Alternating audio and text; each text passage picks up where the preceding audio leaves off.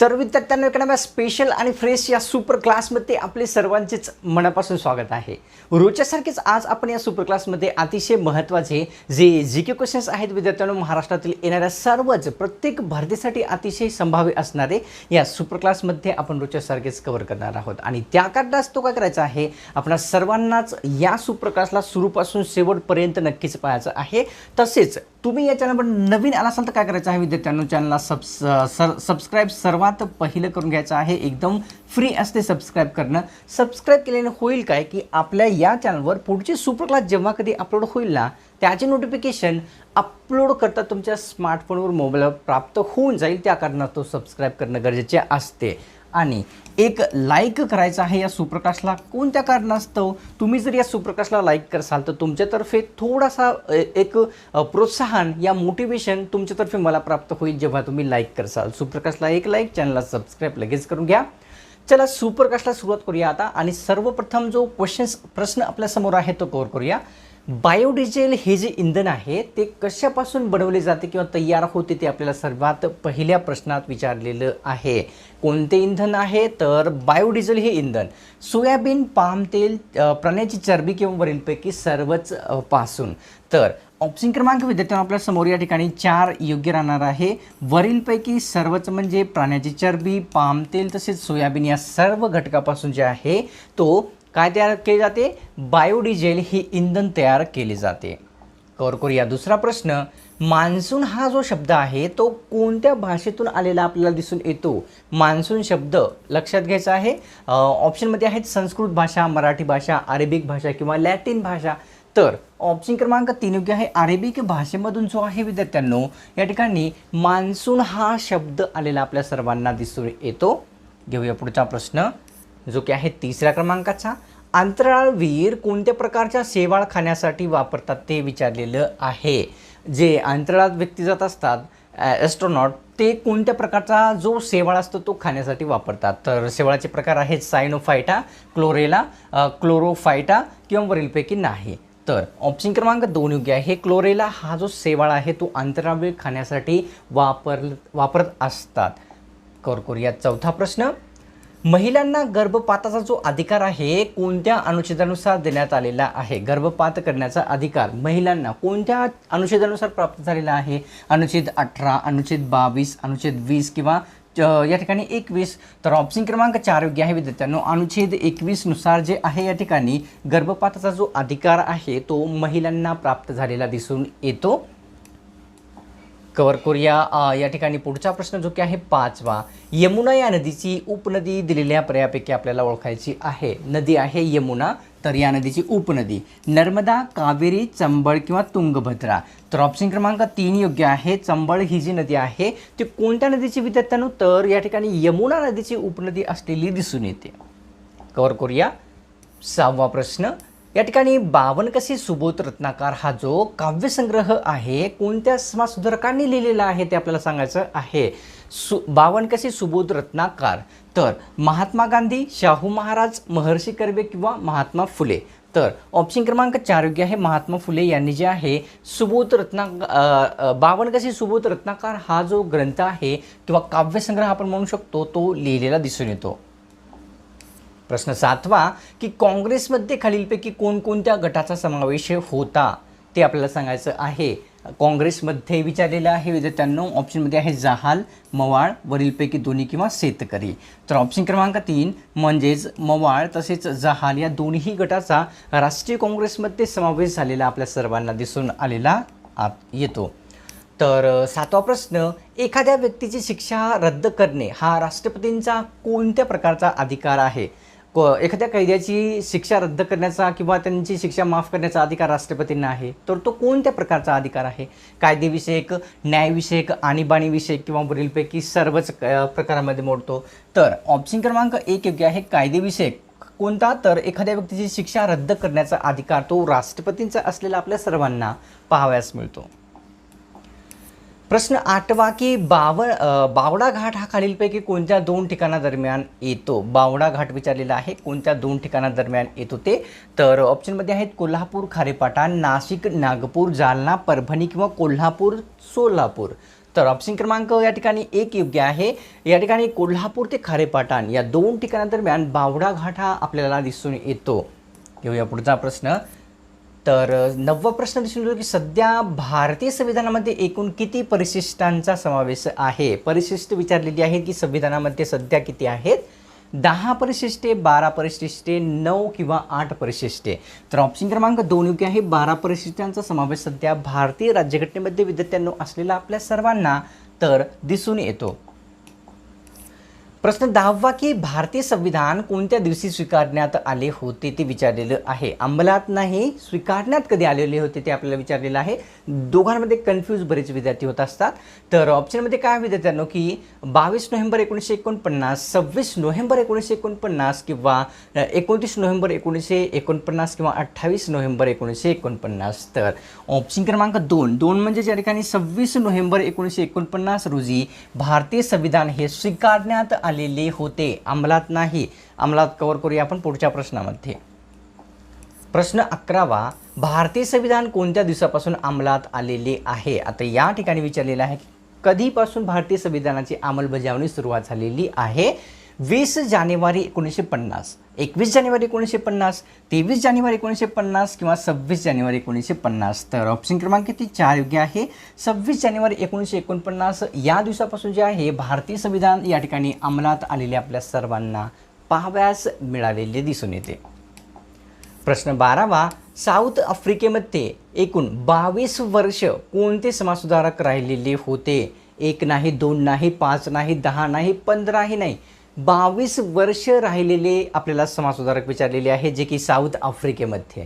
तर ऑप्शनमध्ये आहेत महात्मा फुले, महात्मा गांधी, डॉक्टर बाबासाहेब आंबेडकर किंवा या ठिकाणी राजश्री शाहू महाराज. तर ऑप्शन क्रमांक विद्यार्थ्यांना आपल्यासमोर 2 योग्य आहे. महात्मा गांधी यांनी या ठिकाणी साऊथ आफ्रिकेमध्ये टोटल 22 वर्ष राहिलेले होते आणि त्यांनी भारतामध्ये आल्या कारणास्तव त्या कारणास्तव भारतीय प्रवासी दिवस हा साजरा होत असतो. कव्हर करूया पुढचा प्रश्न. 13वा असा दिसून येतो महाराष्ट्रामध्ये सर्वाधिक काळ मुख्यमंत्री पदावर राहणारे आपल्याला मुख्यमंत्री विचारलेले आहेत की कोण आहेत. मुख्यमंत्री पदावर सर्वात जास्त काळ राहणारे. यशवंतराव चव्हाण, वसंतराव नाईक, शरद पवार किंवा देवेंद्र फडणवीस. तर ऑप्शन क्रमांक 2 आणि 2 म्हणजेच वसंतराव नाईक यांनी महाराष्ट्रामध्ये सर्वाधिक काळ मुख्यमंत्री पदावर राहणारे एक मुख्यमंत्री बनलेले दिसून येतात. प्रश्न या ठिकाणी 13वा असा आहे की इंदिरा गांधी भारताच्या कितव्या पंतप्रधान होत्या ते आपल्याला सांगायचं आहे. महिला व्यक्ती आहेत या ठिकाणी विचारलेलं म्हणजे महिलेची स्पेशली प्रश्न त्यांच्याविषयी नाही, फक्त आपल्याला एवढंच सांगायचं आहे की इंदिरा गांधी भारताच्या कितव्या पंतप्रधान ठरलेल्या होत्या. पहिल्या, तिसऱ्या, चौथ्या किंवा दुसऱ्या. तर ऑप्शन क्रमांक 2 आणि 2 म्हणजे तिसऱ्या क्रमांकाच्या भारतामधील पंतप्रधान कोण. तर या ठिकाणी इंदिरा गांधी यांनी राहिलेल्या होत्या. घेऊया 14वा प्रश्न. या ठिकाणी अल्झायमर हा जो विकार आहे तो खालीलपैकी कोणत्या अवयवाशी संबंधित असतो शरीरामध्ये विचारलेला आहे. अल्झायमर हा विकार यकृत, मेंदू, जठर किंवा फुफ्फुस. तर ऑप्शन क्रमांक विद्यार्थ्यांना 2 योग्य आहे. या ठिकाणी मेंदू अवयवाशी संबंधित जो आहे अल्झायमर हा एक आजार शरीराशी असलेला दिसून येतो. प्रश्न 15वा की खालीलपैकी कोणता एक पदार्थ धातू सदृश्य आहे ते विचारलेले आहे. धातू सदृश्य पदार्थ दिलेल्या पर्यायापैकी नायट्रोजन, जस्त, बोरॉन किंवा वरीलपैकी सर्वच. तर ऑप्शन क्रमांक 3 बोरॉन हा जो घटक आहे या ठिकाणी धातू सदृश्य असलेला आपल्या सर्वांना पाहावयास मिळतो. घेऊया पुढचा. आणि पुढचा म्हणजे 16वा प्रश्न असा आहे तुर्भे येथे पहिली अणुभट्टी उभारण्यास जो तांत्रिक सहकार्य आहे ते कोणत्या देशाने केलेले होते. तुर्भे येथील अप्सरा जे अणुभट्टी आहेत ते उभारण्यासाठी विद्यार्थ्यांना. तर जर्मनी, जापान, इटली किंवा ब्रिटन. तर ऑप्शन क्रमांक 4 योग्य आहे. ब्रिटन या देशाने जे आहे विद्यार्थ्यांनो तुर्भे येथे जी अणुभट्टी आहे पहिली उभारण्यात आलेली त्यास तांत्रिक सहकार्य केलेले दिसून येते. प्रश्न 17वा तुर्भे येथील पहिल्या अणुभट्टीला कोणते नाव जे आहे ते देण्यात आलेले आहे. आता या ठिकाणी उत्तर आपण मागच्या क्वेश्चन्समध्येच कव्हर केलेले दिसून येते. याचे तुर्भे येथील अणुभट्टीचे नाव निरक्षरा, अप्सरा, श्रेया किंवा वरीलपैकी नाही. तर ऑप्शन क्रमांक 2 योग्य आहे. अप्सरा असे तुर्भे येथे जे अणुभट्टी आहे तिचे नाव ठेवण्यात आलेले दिसून येते. प्रश्न 18वा तुर्भे येथे असणाऱ्या अप्सरा अणुभट्टीमध्ये कोणत्या भट्टीचा समावेश होतो. तुर्भे अणुभट्टीमध्ये कोणती भट्टी आहे दिलेल्या पर्यायापैकी? पौर्णिमा, झर्लिन, सारस किंवा मर्जिना? तर ऑप्शन क्रमांक विद्यार्थ्यांनो आपल्यासमोर या ठिकाणी 4 योग्य आहे. मर्जिना ही जी भट्टी आहे ती या ठिकाणी तुर्भे येथील अप्सरा अणुभट्टीमध्ये दिसून येते. प्रश्न या ठिकाणी पुढचा असा आहे, मोडकसागर धरण खालीलपैकी कोणत्या नदीवर येते ते सांगायचं आहे. कव्हर केलेलाच प्रश्न आहे. मोडकसागर धरण विचारलेले आहे की कोणत्या नदीवर येते? वैतरणा, कोयना, गंगा किंवा ब्रह्मपुत्रा? तर ऑप्शन क्रमांक कोणती विद्यार्थ्यांना आपल्यासमोर या ठिकाणी एक योग्य आहे. वैतरणा नदीवर मोडकसागर धरण हे स्थित असलेले आपल्या सर्वांना पाहावयास मिळते. तर कव्हर करूया पुढचा प्रश्न.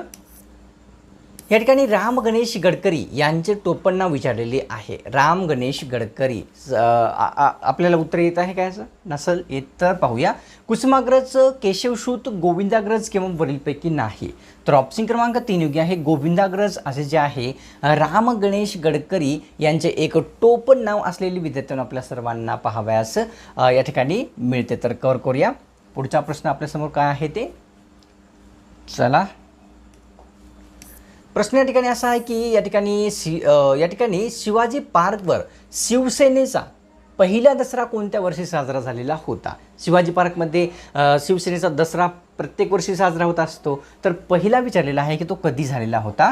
ऑप्शनमध्ये आहेत 20 ऑक्टोबर 1967, 20 ऑक्टोबर 1966, 20 ऑक्टोबर 1963 किंवा 20 ऑक्टोबर 1964? तर ऑप्शन क्रमांक 2 योग्य आहे. ऑक्टोबर आहे, ऑगस्ट म्हणले माफ करा.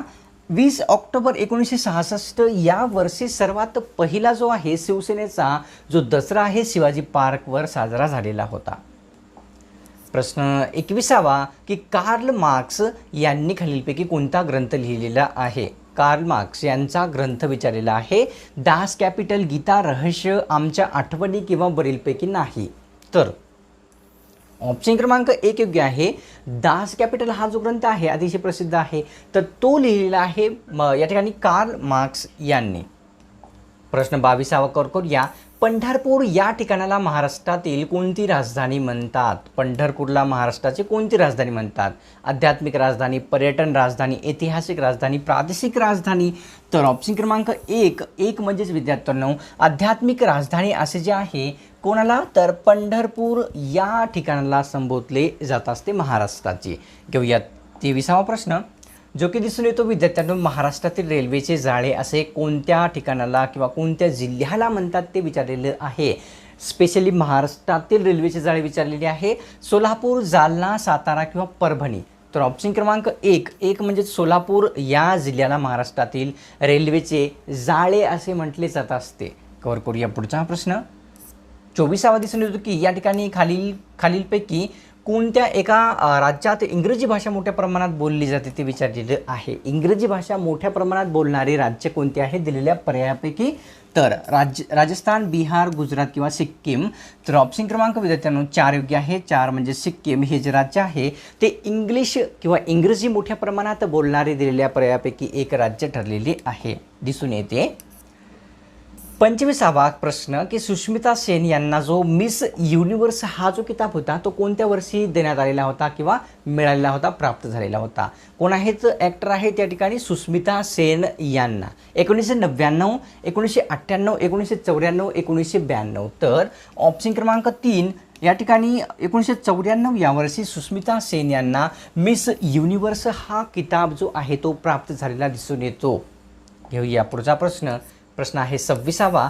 झास्कर ही जी नदी आहे खालीलपैकी कोणत्या नदीची प्रसिद्ध उपनदी आहे? झास्कर नदी कोणत्या नदीची उपनदी होते आहे आपल्याला सांगायचं आहे. कृषी, गंगा, नीरा किंवा सिंधू?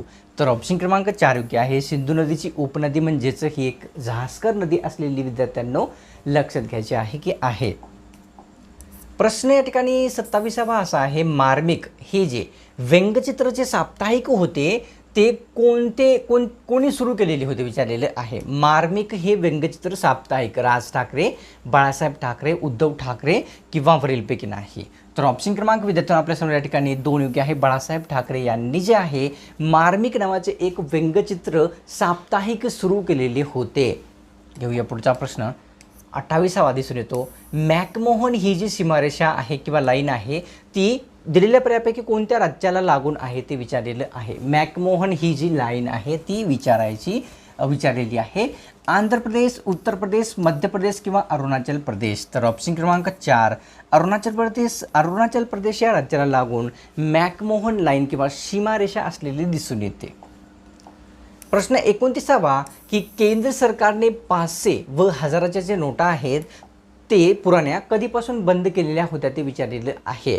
500 व 1000च्या बंद झालेल्या कधीपासून बंद केलेल्या? 8 नोव्हेंबर 2016, 1 नोव्हेंबर 2016, 7 नोव्हेंबर 2016 किंवा 2 नोव्हेंबर 2016. तर ऑप्शन क्रमांक 1 म्हणजेच विद्यार्थ्यांनो 8 नोव्हेंबर 2016 या वर्षी या दिवशीपासून केंद्र सरकारने 500 व 1000च्या पुराण्या किंवा जुन्या जे नोटा होत्या ते बंद केलेल्या दिसून येतात. तर 30वा प्रश्न करूया. असा आहे विद्यार्थ्यांनो, सिराज उद्दौला यांचा जो पराभव आहे कोणत्या लढाईमध्ये झालेला होता? सोपा प्रश्न आहे. याचं उत्तर मला वाटते की तुम्हाला येतं असेल. सांगायचं आहे सिराज उद्दौलाचा पराभव कोणत्या लढाईमध्ये झालेला होता? प्लासी, बक्सार, वसई किंवा पानिपत.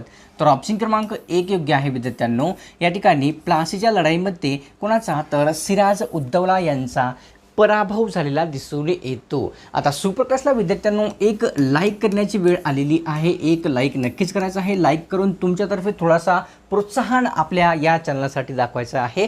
तसेच तुम्ही जर चॅनलवर नवीन आला असाल किंवा आतापर्यंत या चॅनलला सबस्क्राईब केलेले नसेल कोणत्याही कारणास्तव तर लगेच या चॅनलला सबस्क्राईब करायचं आहे. एकदम फ्री असते सबस्क्राईब करणं. सबस्क्राईब केल्याने होईल काय की या आपल्या चॅनलवर पुढची सुप्रक्लास जेव्हा कधी अपलोड होईल ना त्याचे नोटिफिकेशन विद्यार्थ्यांना अपलोड करतात तुमच्या स्मार्टफोनवर मोबाईलवर मिळून जाईल. त्या कारणास्तव सबस्क्राईब आणि सुप्रकाशला एक लाईक करणं गरजेचे असते. तर लगेच करून घ्यायचं आहे. तर मिळतो स्पेशल आणि फ्रेश सुपर क्लासमध्ये.